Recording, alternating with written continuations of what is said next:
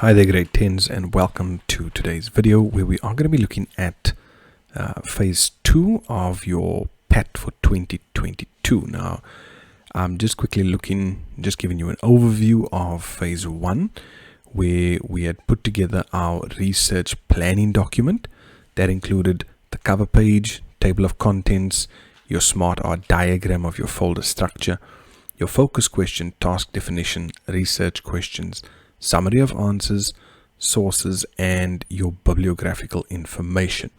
You would also have had by now a subfolder with copies of the sources that you used. Okay, so that was for phase 1. You've created that document. So let's go and look at phase 2. Now, they want you to show your understanding and insight and to answer the focus question, whatever you had as that. And it seems like in phase 2, they want you to create a PowerPoint presentation. So this is purely PowerPoint.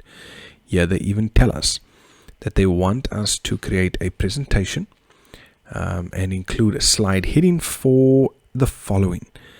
1 slide for the title, 1 for table of contents, 1 for introduction, 2 for findings, right? 1 or 2 for findings, around about 3 for the envisaged view of the future, and again this is going to relate to what you found in phase 1, and then 1 final slide for references. They mention here, emphasize the headings. You'll need to add some images and content, and create your own headings, but generally you can use these. Obviously with overview of findings you'll have specific headings relating to what you found. They go into even more detail, indicating what sort of info you need on the title slide itself. So please make sure you do that. Your first slide, which is your introduction slide, there they mention you need to write 4 sentences that cover the overview of the investigation, the purpose, your focus area, and a short summary of what you investigated. So this can easily be, from your task definition, and then just a short summary of what you actually investigated. So very similar to the task definition. Then the next one, you need to complete the overview of findings. They say make use of summaries that you made and images that you used in your research planning document from phase 1. Obviously, no plagiarism. And your presentation must have good quality information, demonstrate a good understanding, and contain arguments or claims relevant to the research conducted. Okay, so you just want to make sure that you are presenting what you've actually found in phase 1. They mention here about the use of graphics or images that are relevant to the topic. Be original and creative.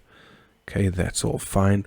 Then create slides for the solution, the envisaged view of the future.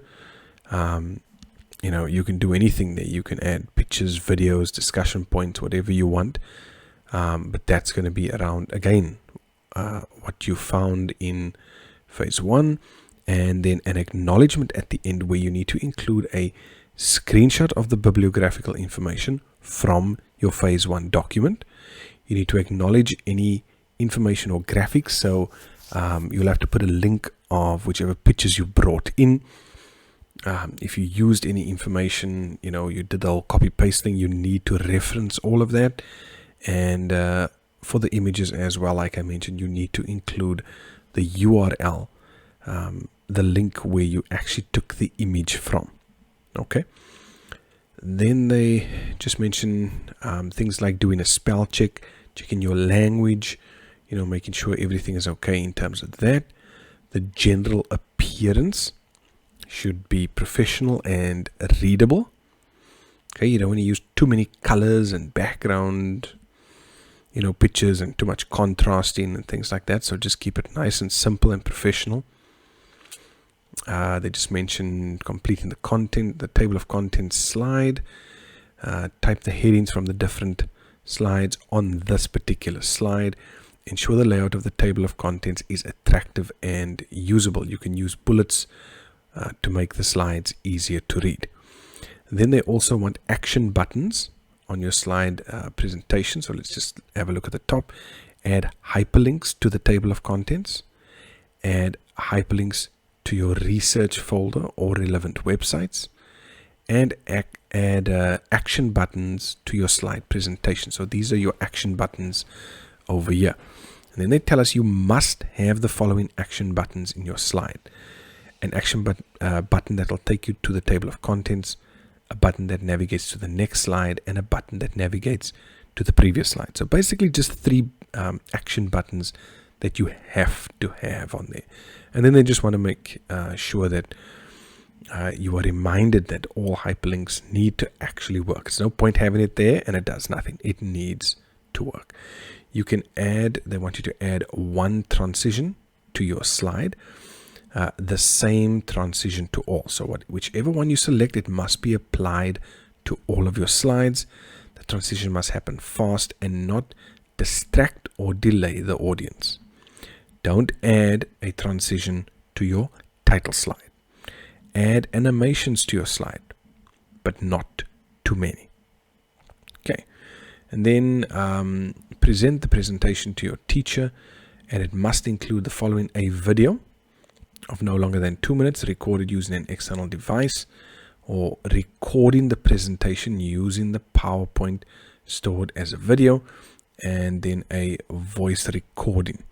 So basically you're going to take your presentation and you're actually going to record it, and you can do a voiceover explaining the different slides, and then just have it as that one file, which you will then hand in as phase 2. But please double check with your teachers on this, what they expect from you. But this is what it's saying from this document. And let's continue. Let's see what else needs to be done. You just need to have you need to update the declaration for phase 2 and save it in your phase 2 folder. Again, meet the deadlines, make sure everything is there, and again, just to be handed in, submit your entire PAT folder.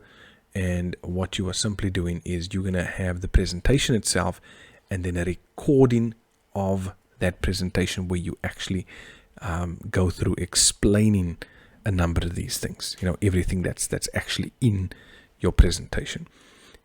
That must be there, and your declaration, and then that is it for phase 2. All right, there you can see, I'm just going to go through the assessment tool for phase 2. Here you can see slides used, title slide, introduction, the overview and findings, the envisaged view of the future, the acknowledgement, language used, general appearance, the table of contents slide, do those navigation buttons and action buttons work, the effects, how was it presented.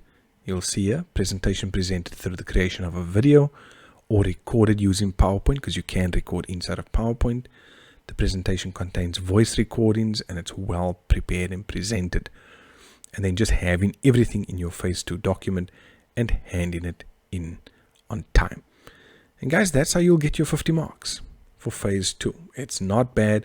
Lovely little presentation. You can play around with exactly how you want to present it, as long as it's good quality and professional. So that should help you sort out phase 2.